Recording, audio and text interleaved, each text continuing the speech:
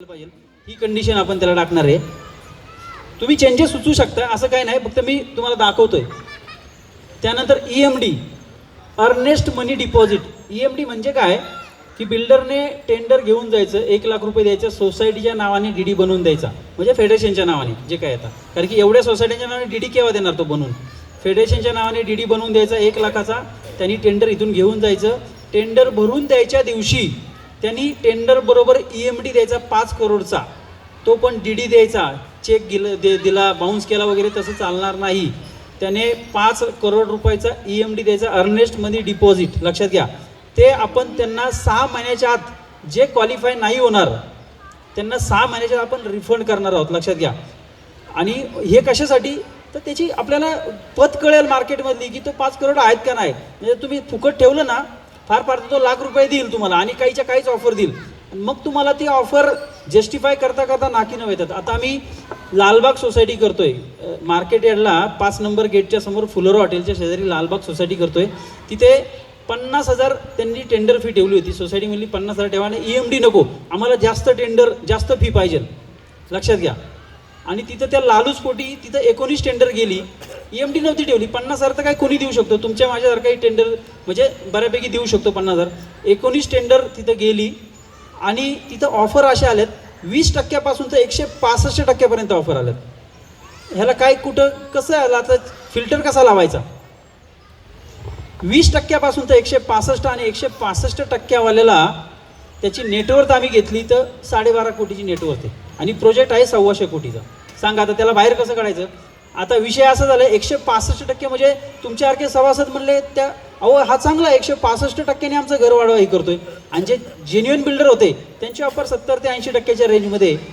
आता तुम्ही बघा 70च्या डबलच्या पेक्षा जास्त ती होती 165. मग सामान्य जो मेंबर आहे त्याला असं वाटणार ना 165, तर ते लोक म्हणतात नाही त्यांच्याशी बोला, अजून काय करता येईल का बोला, थोडीशी त्यांच्याशी वाटाघाटी करा, पण आमचा एरिया वाढतोय, आपण तुम्हाला बाहेर काढील परत आणल का नाही, त्याची मार्केटमधली पतच नाही आहे. अशा गोष्टी होतात. लक्षात घ्या. मग त्यांना बाहेर काढता काढता आपल्या नाकी नव्हे येतात. तेच जर EMD ठेवला, त्याची 12.5 कोटीची जर नेटवर्थ येतो, तो 5 कोटीचा EMD काय देणार आपल्याला. लक्षात घ्या. म्हणून ह्या गरजेच्या गोष्टी असतात. EMD ठेवलं की मग टेंडर न्यायचं की नाही, टेंडर द्यायचं की नाही, एवढ्या मोठे ह्याला हे बिल्डर विचार करतात. आणि जे जेन्युइन बिल्डर आहेत ते 5 कोटी ठीक आहे ना, मला प्रोजेक्ट 600 कोटीचा करायचा आहे, मग आत्ता जर तर 5 कोटी द्यायला जर त्यांनी हे केली तर तो प्रोजेक्ट कसा करेल आपला. म्हणून ही 5 कोटीची EMD आपण ठेवायचा प्रयत्न करतोय, प्रपोज करतोय. फायनल नाही, फायनल हे तुम्ही सांगितल्यानंतर होणार आहे. हां, त्यानंतर हे बाकीच्या टर्म्स अँड कंडिशन आहेत की बाबा फिजिकलच त्यांनी टेंडर द्यायचं. काही जण ऑनलाईन देतात, काही जण सांगतात की नाही आता बँक बंद होती, मग आता मी उद्या देतो परवा देतो वगैरे वगैरे. असं काही चालणार नाही आहे. त्यामुळे हे सगळ्या कंडिशन्स आहेत की EMD त्यांनी कसा नॅशनलाइज बँकेचाच त्यांनी DD द्यायचा. उगाच कोऑपरेटिव्ह दिला, इकडचा दिला आणि बँक बंद होती, मी आजारी होतो, मी तिकडं होतो, मी इकडं होतो, अशा काही कारणं चालणार नाही. त्या सगळ्या टर्म्स अँड कंडिशन्स आहेत. त्यानंतर ॲडिशनल कन्सिडरेशन काय आहे, इन्क्लुडिंग शिफ्टिंग बेटरमेंट चार्जेस, ते तर आपण घेणार आहोत. मगाशी तुम्हाला सांगितलेलं आहे. सबमिशन डेडलाईन तुम्हाला मी सांगितली की सबमिशनची तारीख बिल्डरला टेंडर घेऊन जाण्यासाठी 1 महिना आणि भरून देण्यासाठी 1 महिना, असा 2 महिन्याचा कालावधी आपण देणार आहोत.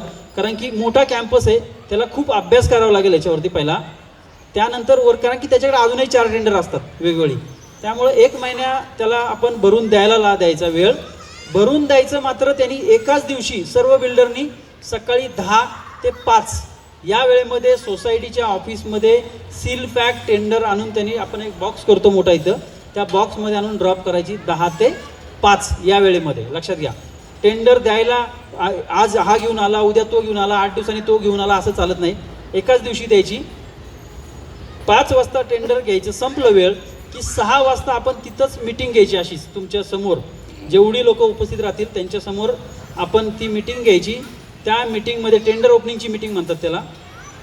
तुमच्यासमोर ते टेंडर असं इथं त्या बिल्डरचे प्रतिनिधी असतात, त्यांच्यासमोर त्यांची सही घ्यायची. टेंडर सीलपॅक आहे की नाही चेक कर, सही कर, तुझा फोन नंबर नाव लिही. तुमच्यापैकी ऑडिटर बोलवतो आम्ही पुढं, सीलपॅक आहे का नाही ते दाखवा सर्वांना आणि मग तुमचे ऑफिस बिअरर किंवा कोणी सभासद येऊन ते टेंडर कात्री लावून ओपन करतो. म्हणजे एवढे आपण काय म्हणतो ट्रान्सपरन्सी बाळगतो त्या केसमध्ये, कारण की टेंडर ही फार महत्त्वाची गोष्ट आहे. आणि मग त्याचे बुलेट्स पॉईंट इथं आपण तुम्हाला असंच दाखवणार, इथं याच्यामध्ये कम्पॅरेटिव्ह चार्ट बनवून दाखवणार की कोणाच्या काय ऑफर झाल्यात ते. साधारण ती 1-1.5 तास मीटिंग, 2 तास साधारण चालेल ती मीटिंग. अशा पद्धतीने टेंडर तुमच्या समोरच आपण ते बनवतो. त्यामुळं ते आपण हे केलेलं आहे. त्यानंतर सबमिशनची डेडलाईन झाली. टॅक्स अँड लॅबिलिटी म्हणजेच काय, तर कुठलेही लॅबिलिटीज असतील गव्हर्नमेंटच्या असतील किंवा काय असेल, त्या सर्व त्यांनी त्या बिअर करायच्या आहेत किंवा त्यांनी भरायच्या आहेत. ही सगळी कंडिशन आपण त्या ठिकाणी टाकणार आहोत. थर्ड पार्टी त्यांनी प्लॉट आपला हे नाही करायचा किंवा मॉर्गेज नाही करायचा, त्यांनी आपला प्लॉट मॉर्गेज नाही करायचा किंवा थर्ड पार्टी असाईन नाही करायचा, तर ती कंडिशन टाकणार आहे. नाहीतर बिल्डर लिहून घेतात तुमच्याकडे. कालच माझ्याकडे ॲग्रीमेंट आली होती, त्यामध्ये बिल्डरनी लाईन टाकून दिली आहे की मी प्लॉट मॉर्गेज करणार, सोसायटीची काही हरकत नाही. आणि त्याला अंडरलाईन करून मी सांगितलं हे पहा असं असं दिलं त्यांनी. ते म्हटले नाही. मग त्याच्यावरती डिस्प्यूट झाला. मग म्हणतो मी फंडिंग कुठून आणणार. तो फंडिंग कुठून आणायचा हा तुझा विषय आहे. तुम्ही आमचा प्लॉट मॉर्गेज नाही करायचा. उद्या जर काही झालं तर लिटिगेशन होईल. तर त्यामुळे आपला प्लॉट कायम फ्री होल्डर्स ठेवायचा. ती कंडिशन आपण त्याकडून वधवून घेणार. हे आपण कशासाठी करतोय अगोदर, तर हे पुढं सांगतो अजून तुम्हाला.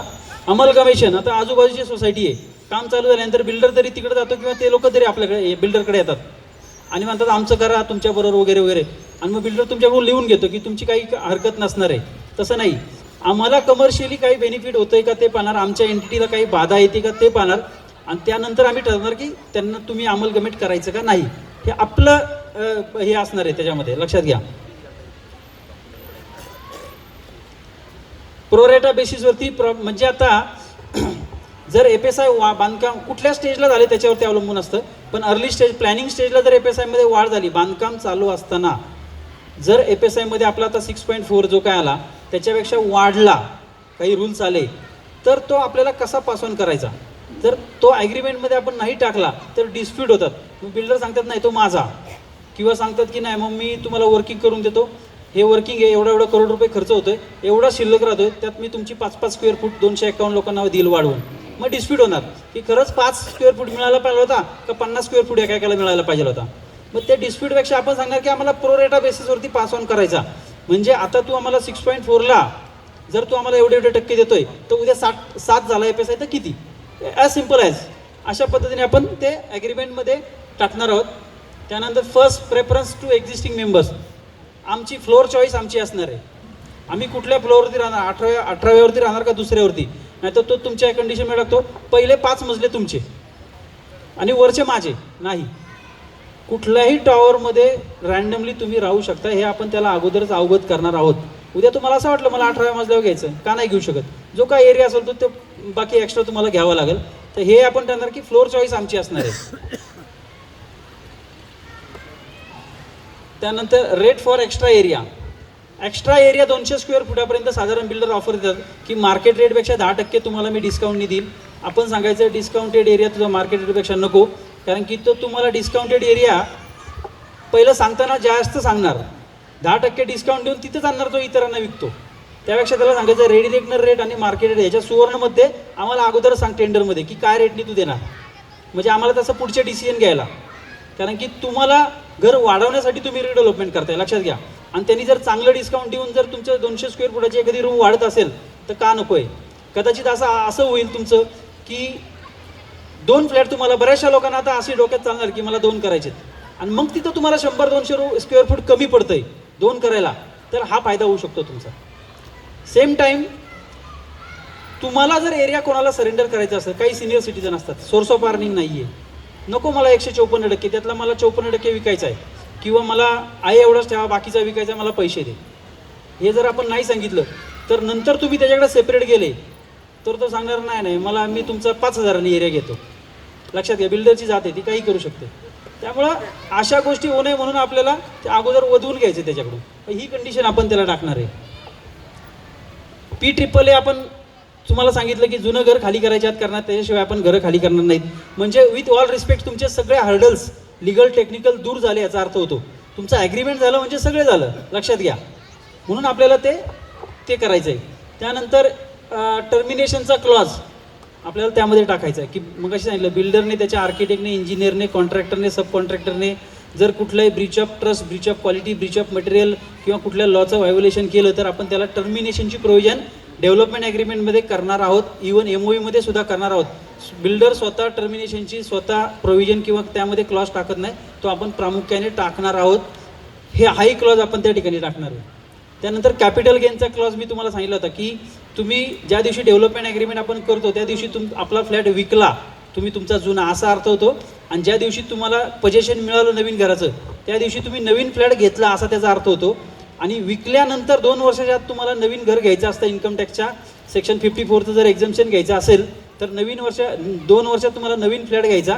बांधकामाची स्टेज असेल तर 3 वर्ष, तर आपल्या इथं बांधकाम आहे, मग आपल्याला 3 वर्षात बाय डिफॉल्ट पोजेशन मिळालं पाहिजे अशी प्रोव्हिजन करायची. आणि त्याच्या उपर जर नाही आलं तर कॅपिटल गेनची जी काही टॅक्स लायबिलिटी येईल ती सर्व त्यांनी बेअर करायची, असा क्लॉज टाकणार आपण त्या. त्यानंतर स्टॅम्प ड्युटी, GST वगैरे जे ते मागं सांगितलं तुम्हाला सगळं that will be borne by developer only, सगळ्या गोष्टी तो करणार. आणि हे आपण कशासाठी क्रायटेरिया फिक्स केलेत, उद्या सपोज आपण पेपरला काय एवढी मोठी जाहिरात देत नाही, पेपरला सांगतो की बाबा रेप्युटेड डेव्हलपर्स आहेत प्रतिकनगर सो अँड सो एरिया एवढंच देतो, आणि जे वेल रेप्युटेड डेव्हलपर आहेत त्यांनी येऊन टेंडर घेऊन जायचं 1 लाख रुपयाचा DD देऊन. पण समजा आता उद्या जाहिरातीवरून त्यांनी फोन केला की मी इच्छुक आहे, मला टेंडर घेऊन जायचं आहे, लक्षात घ्या आपण त्यांना ही PDF पाठवणार, ही वाचा, ह्या आमच्या कंडिशन्स आहेत, ह्या तुम्हाला ॲग्री असतील त्याची प्रिंट काढा, त्याचं स्टॅम्प आणि सील सही करा की मला ॲक्सेप्ट आहे म्हणून घेऊन या, 1 लाख रुपयाचा DD आणि टेंडर घेऊन जा. जर आपण हे नाही केलं आणि नुसतं 1 लाख रुपयाचं टेंडर त्याला दिलं आणि त्यांनी जर बघितलं अरे ह्याच्यामध्ये बघितलं मी त्याच्यात 5 कोटीचा EMD मागवला यांनी, ह्याच्यानंतर फुल पोटेन्शियलचा प्लॅन सँक्शन करा, बँक गॅरंटी द्या, त्याच्यापेक्षा मला करायचंच नाही, पण आता 1 लाख रुपये गेले, मग फोन करणार तुम्ही लुटायलाच बसलेत, 1 लाख रुपये घेतले माझे, मला अगोदरच का नाही सांगितलं, अशा तुमच्या कंडिशन्स आहेत. आपल्याला त्याच्या 1 लाख रुपयामध्ये बिलकुल स्वारस्य नाही आहे, म्हणून कोणाला आपल्याला अंधारात न ठेवता ह्या कंडिशन्स आहेत, ह्याच्यावरती तू उतरणार असेल तर टेंडर घेऊन जा. आणि त्यांनी सही केली की तो ॲक्सेप्ट आहे, उद्या त्यांनी भरून द्या ना देऊ किंवा जे काय करायचं तो करू शकतो, पण त्याला आपण सगळ्या गोष्टी अवगत आहे की त्याला हे कळतं की अरे सोसायटीच्या एवढ्या कंडिशन्स ह्या फुलफिल मला करावं लागेल, त्याच पद्धतीची मला ऑफरही द्यावी लागेल आणि कामही मला तसंच करावं लागेल, म्हणून हे आपण PDF त्याला पाठवणार. तो टेंडर घेऊन जायच्या आत हे वाच आणि याची प्रिंट काढून सही करून स्टॅम्प मारून घेऊन ये. अशा पद्धतीचं आपण हे सगळ्या गोष्टी ज्या आहेत ह्या लिगली आणि सगळ्या अवगत करूनच आपण करणार आहोत. त्याच डेव्हलपरनी इथं यायचं. त्यानंतर आपण 100 कोटीचा त्याचा टर्नओव्हर, ॲव्हरेज टर्नओव्हर 100 कोटीचा असला पाहिजे, लास्ट 3 इयरचा ॲव्हरेज टर्नओव्हर 100 कोटीच्या आसपास असला पाहिजे, ही कंडिशन आहे. आणि नेटवर्क त्याची 300 कोटी मिनिमम असली पाहिजे, ही कंडिशन ठेवणार आहे आपण, लक्षात घ्या. नाही तर त्याची नेटवर्क 50 कोटीची, टर्नओव्हर 12-15 कोटी, कसा तो प्रोजेक्ट 600 कोटीचा करेल. उद्या असं समजा त्याचे नाही फ्लॅट सेल झाले, अडकणार हा प्रोजेक्ट, लक्षात घ्या. वस्ट टू वस्ट काय होऊ शकतं, फ्लॅट नाही सेल झाले, त्याचं कॅपिटल गुंतलं, सगळं काम थांबलं. त्यामुळं असं की बाबा असे बिल्डर आपल्याला पाहिजेत की त्याचे आपल्या प्रोजेक्टवरती कुठल्याही प्रकारचा परिणाम नाही झाला पाहिजे, विक्री होऊ न होऊ. काही असे डेव्हलपर आहेत जे कंप्लिशन घेऊन पण विकतात, कंप्लिशन घेतपर्यंत अजिबात विकत नाहीत, असे काही डेव्हलपर आहेत. आणि काही डेव्हलपरला बिलकुल फरक पडत नाही बँक गॅरंटी द्यायला किंवा फुल पोटेन्शियलचा प्लॅन सँक्शन करायला. ते म्हणतात ठीक आहे मी जेन्युइन काम करणार आहे, मी करू शकतोय. ह्या सगळ्या गोष्टी पॅरामीटर लक्षात घेऊन आपण असाच डेव्हलपर करणार आहोत. जाहीर पेपरला नोटीस देणार, एक मराठी पेपर आणि एक इंग्लिश पेपर, 2 पेपरला आपण जाहीर नोटीस देऊन डेव्हलपर्स कॉल करणार आहोत.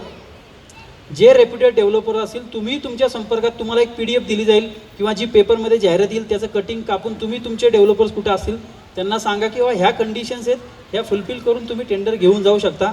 आपल्याला कुठलाही डेव्हलपर अस्पृश्य नाही आहे, फक्त त्यांनी आपला फिल्टर लावून क्रायटेरिया फक्त त्यांनी फुलफिल आपल्याला करायचे आहेत. अशा पद्धतीने आपण हे टेंडरचे क्रायटेरिया सेट केलेत. टेंडर तुम्हाला आता शॉर्टमध्ये आपल्याला सांगायचं ना टेंडर, हां टेंडरमध्ये काय स्पेसिफिकेशन आहे शॉर्टमध्ये तुम्हाला सांगतो. त्यानंतर टेंडर तुम्हाला वाचायला दिलेले आहेत, तुम्ही ते सगळे सोसायटीने वाचा. त्यामध्ये तुमचे काही सजेशन असतील तर ते रायटिंगमध्ये द्या, ते टाकले जातील. फायनल करून टेंडर तुम्हाला पुन्हा दिलं जाईल. तुम्ही सगळ्या सोसायटीने म्हटलं ना एकदा की ओके गो अहेड, की मगच ते टेंडर आपण जाहीर नोटीस देऊन आपण ते टेंडर जे आहे ते फ्लोट करणार आहोत मार्केटमध्ये, त्याच्याशिवाय बिलकुल नाही. आता तुम्हाला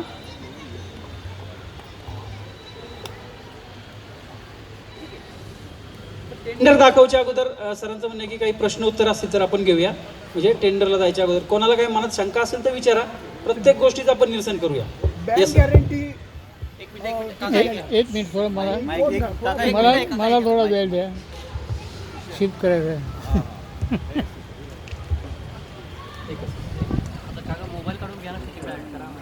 नाही बँक गॅरंटी आपण घेणार आहे. हो एक की म्हणजे गुन्हा करणार म्हणजे प्रतीक नगर मित्रमंडळ घेणार का इंडिव्हिज्युअल सोसायटी घेणार? माहीत नाही का? बँक गॅरंटी जी आहे ना, प्रतीकनगर मित्रमंडळाचा तर काही विषयच नाही आहे. लक्षात घ्या, तुमच्या सर्वांच्या वतीने जे तुमचा जो महासंघ आहे म्हणजे फेडरेशन आहे, फेडरेशनच्या नावाने आपण बँक गॅरंटी घेणार.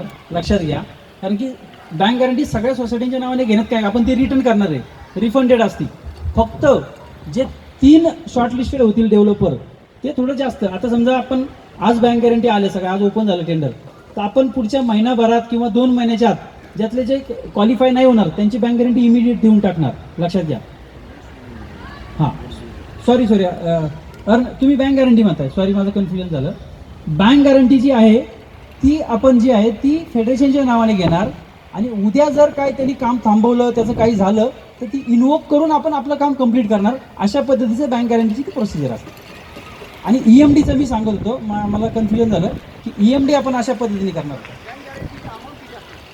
बँक गॅरंटी आपण कायद्यामध्ये तरतूद आहे 20% तुमच्या कन्स्ट्रक्शन कॉस्टच्या एक्झिस्टिंग मेंबरच्या 20%, पण ती अपुरी असते.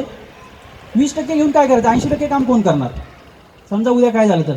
त्यामुळं तुमचं जे एंटायर आत्ताचं जे बांधकाम आहे ॲटलिस्ट तेवढी बँक गॅरंटी आपण घ्यायचा प्रयत्न करणार, जी साधारण 50 कोटी ते 100 कोटीच्या कुठेतरी जवळपास असेल. Yes sir.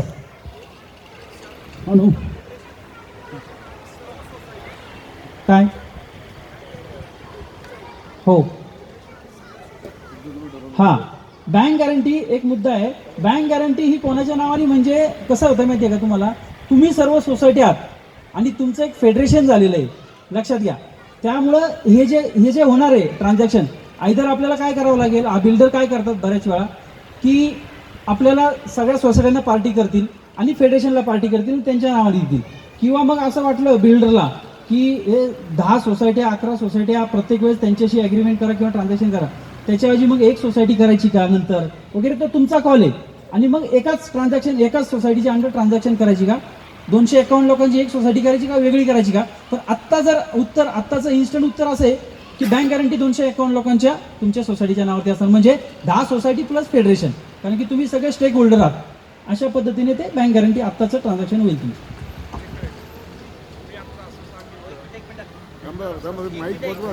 हां,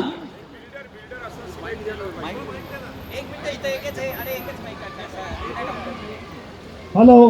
हां, माझे 2 प्रश्न आहेत. एक म्हणजे तुम्ही म्हणाला की 154% is the minimum we will get right. Benefit. तर can you make sure it is 154 minimum and above, and I don't want it to be 154 and below. Because तुमच्या कॅल्क्युलेशनला वर्स्ट सिनारिओमध्ये तुम्ही 154 म्हटले. Right. So we should be looking at between that and 200 whatever is the best. 100%. Number 2, तुम्ही आता 3 वर्षाची मुदत सांगितली की from signing of to resigning the new flat. त्याच्यात जर करता गडबड होणार असेल, तुमच्या एक्सपिरियन्समध्ये एवढ्या मोठ्या कॉम्प्लेक्स बिल्डिंगला किती वेळ लागतो.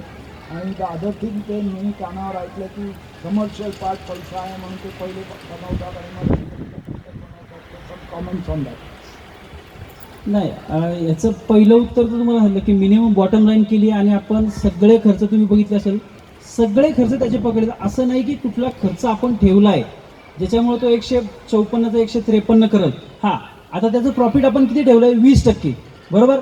उद्या जर एखादा बिल्डर असं म्हटलं की नाही मला 40% पाहिजे, तर होऊ शकतं प्लस मायनस. लक्षात घ्या, तो म्हटला नाही मला 20% परवडतच नाही काम, तर तो मग तुमची ऑफर कमी होऊ शकते.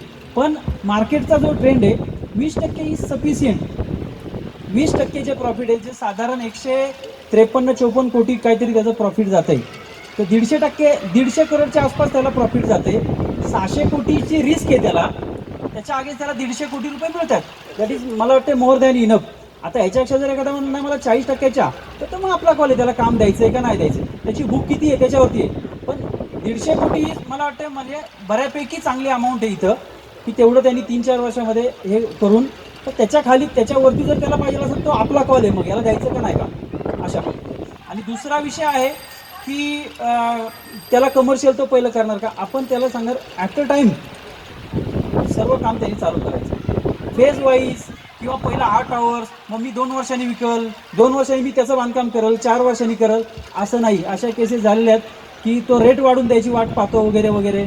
या रिडेव्हलपमेंटच्या केसमध्ये आपण तसं अजिबात करणार नाही, कारण की आपण DAPS तसा वॉटर टाईट करणार आहे आणि त्याचा शेवटचा फ्लॅट विकून झाला, कम्प्लिशन आलं की त्याचे राईट्स जे आहेत इथले डेव्हलपमेंटचे वगैरे ते ऑटोमॅटिक संपुष्टात येतात.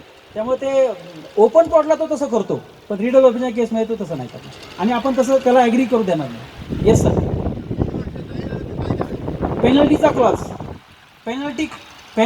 पेनल्टीचा क्लॉज आपण त्या ठिकाणी टाकला आहे की 3 वर्षात ते म्हटलं पोझिशन आणि नाही झालं तर आपला रेंट डबल करायचा.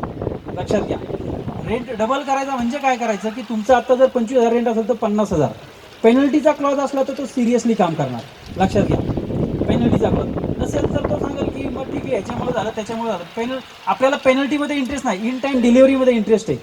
पण आपण पेनल्टीचा क्लॉज टाकला तर आणि त्याला डिले करण्यात काही स्वारस्य नसतं, ओव्हरहेड त्याचे वाढतात.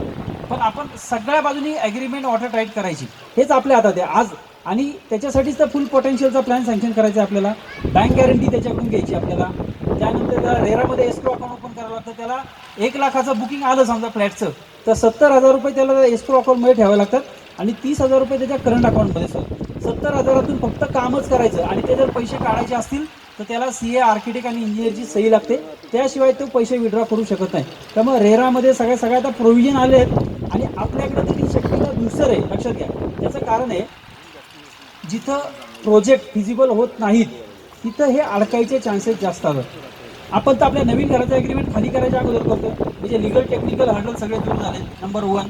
नंबर 2, जिथं 7 आणि 8,000 रेट असतो त्याच्यावरती असतो तिथं प्रोजेक्ट फिजिबल चांगला होतो, चांगल्या मार्जिनने. 4,000 रुपये रेट आहे, तिथं काय तो फिजिबल होणार? कुठंतरी पेरंटकुटला आहे, इकडं कुठंतरी आउटस्कटला तो प्रोजेक्ट चालू आहे आणि बुकिंगच नाही, तर तो प्रोजेक्ट रखडतो. आपल्याकडं पत्रे लावल्या विकणार आहे. आणि तुमच्यासाठी सांगतो आनंदाची बातमी अशी आहे की प्रतीकनगरमध्ये एक पॉझिटिव्ह वाईब्स आहेत. लक्षात घ्या, इथं बुकिंगला बिल्डरला काहीच अडचण येणार नाही आहे. प्रचंड हातोहात विकला जाणार आहे. तुम्हीच तुमच्या मित्रमंडळी तुम्हीच घेणार आहात भरपूर एरिया. त्यामुळं इथं जो बिल्डर येताना मात्र आपण त्याची छाननी करणार, आल्यानंतर त्याला प्रतीकनगरमध्ये अडचण नाही. लक्षात घ्या, प्लॉट वाईज पहा तुम्ही, असा प्लॉट आजूबाजूला कुठंच नाही आपल्या. लक्षात घ्या, आणि इथं ॲम्युनिटीज आणि फॅसिलिटीज चांगल्या मिळणार आहेत, चांगला कॅम्पस बनणार आहे. त्यामुळे इथं विकायला अडचण नाही. तुम्ही बिल्डरची चिंता नका करू, फक्त सुरुवातीला आपल्याला त्याची छाननी करून घ्यायची आणि आपल्या टर्म्स अँड कंडिशनवरती त्याला करून घ्यायचं की बाबा 150 कोटी सुरुवातीला तुला इन्व्हेस्ट करायचे, त्याच्यात कुठलाही एक्सक्यूज नाही. त्यानंतर तुला बँक गॅरंटी द्यायची, त्याच्यात एक्सक्यूज नाही. आता सांगा 100 कोटीची जवळपास बँक गॅरंटी, 150 कोटी त्यांनी इन्व्हेस्ट केले आणि स्टॅम्प ड्युटी जर 15-20 कोटी भरली तर राहिलं काय प्रोजेक्टमध्ये? आता फक्त त्याला बांधकामच करायचं आहे, एवढं आपण बांधून घेणार आहे त्याला. पण अडचण काही नाही आपल्या प्रोजेक्टमध्ये, त्याची बिंदास राहा. यस, मला एक प्रश्न विचारायचा आहे की तुम्ही आता असं सांगितलं असा बिल्डर सिलेक्ट करायला पाहिजे ज्याचा गेले 3 वर्ष टर्नओव्हर साधारणतः 100 कोटी असला पाहिजे. हो, लॉंग टर्म कॅपिटल गेनच्या हिशोबाने 3 वर्षामध्ये जर आपल्याला मिळायलाच पाहिजे तर टोटल इन्व्हेस्टमेंट प्रोजेक्टच्या हिशोबाने साधारण 600 करोड्स होते. बरोबर आहे. ज्या माणसाचा टर्नओव्हर 100 करोड्स आहे 3 वर्षाच्या हिशोबाने साधारणतः 200 कोटी रुपये पर ॲनम एवढे त्याची रिक्वायरमेंट असेल.